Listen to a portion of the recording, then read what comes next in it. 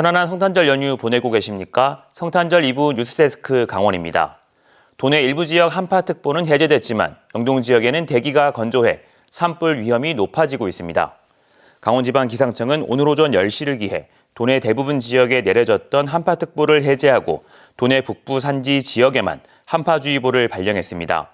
오늘 낮 최고 기온은 대관령 영하 4도, 태백 영하 2.6도, 원주 영하 0.1도, 춘천 영상 1.5도, 강릉 4.3도 등을 기록하며 한파 여파가 이어졌습니다.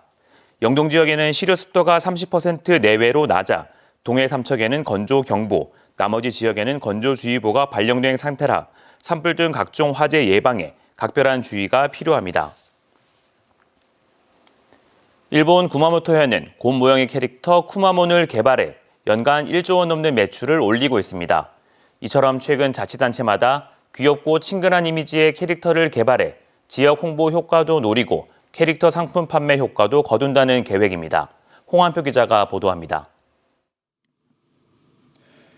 귀여운 인형 탈을 쓴 직원들이 반갑게 인사하며 민원인들을 맞이합니다.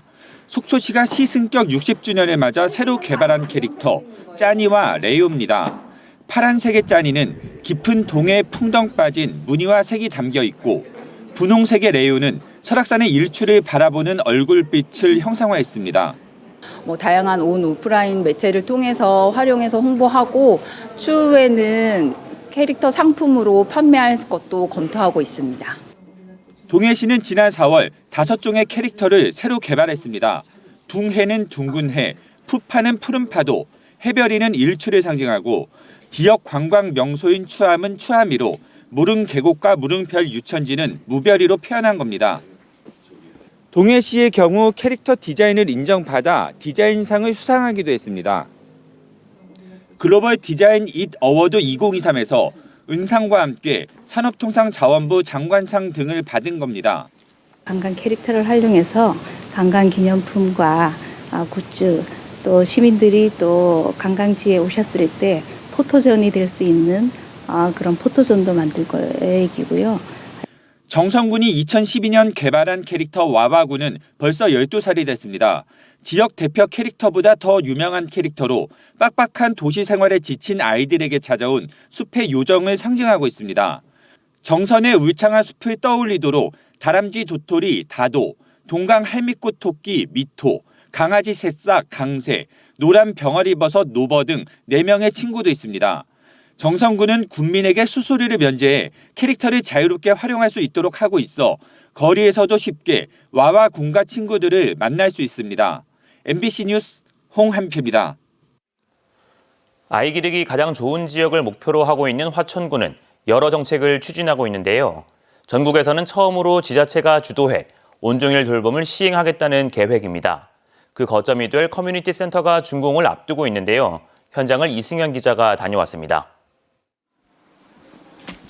화천 커뮤니티 센터입니다. 내년 2월 준공을 앞두고 막바지 공사가 한창입니다. 지하 1층, 지상 4층 규모로 실내 놀이터와 돌봄 공간, 독서실, 스터디 카페 등이 들어섭니다. 투입 예산은 국비와 군비 등 225억 원, 공사에만 4년이 걸렸습니다. 내년부터 이곳은 지역 주민 소통과 온종일 돌봄 서비스의 거점 역할을 합니다. 돌봄 대상은 맞벌이나 한부모, 다자녀 가정 등 초등학생 1, 2학년 100명입니다.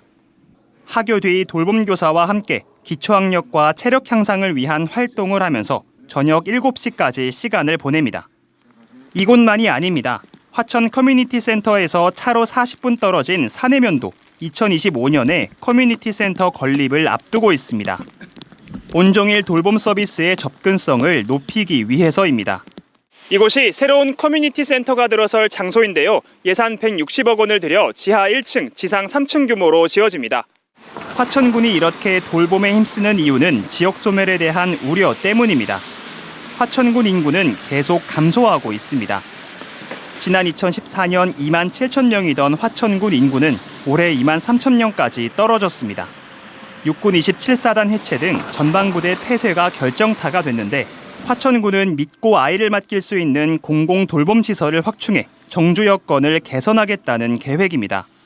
역점을 두어온 교육 지원 사업에 이어 이제는 돌봄까지 책임지겠다는 겁니다. 학부모가 고민이 되는 부분이 양육과 돌봄입니다. 저희 화천군에서는 이런 돌봄 기능을 학부모로부터 조금 해방시키고자 이를 기반으로 전국에서는 처음으로 지자체 중심의 온종일 돌봄을 내세운 화천군의 도전에 관심이 쏠리고 있습니다. MBC 뉴스 이승현입니다. 크리스마스 연휴 동안 도내 곳곳에서 화재 피해가 잇따랐습니다. 어제 저녁 8시 10분쯤 원주시 태장동의 한 아파트 14층에서 불이 나 2시간 20여 분 만에 진화됐고 이 불로 아파트 주민 7명이 연기를 마셔 병원으로 옮겨졌으며 앞서 저녁 7시쯤 화천군 화천읍의 한 노래방에서도 불이 나 60대 남성이 기도 화상을 입어 병원으로 옮겨졌습니다. 크리스마스 전날인 오늘은 오후 2시 40분쯤 평창군 용평면 백옥포리에서 화목 난로 부주의로 추정되는 불이 나 샌드위치 패널 주택 한 동이 모두 불에 탔습니다. 강원도가 내년 1월 19일 개막하는 2024 강원 동계 청소년 올림픽 지원을 위해 종합 상황실을 가동합니다. 내년 1월 14일까지 올림픽 지원과를 중심으로 춘천과 강릉 이원 근무로 운영하고 1월 15일부터 대회가 끝날 때까지는 강릉 종합운동장 내 종합 상황실에 30명의 인원이 상주하며 대회 운영을 지원합니다. 또 종합 상황실을 통해 대회 운영 전반을 사전 점검하고 조직위원회와 개최 시군과의 상시 협조를 통해 신속 대응 체계를 갖출 계획입니다. 소방당국이 오는 26일 밤 9시까지 성탄절 특별 경계 근무를 실시합니다.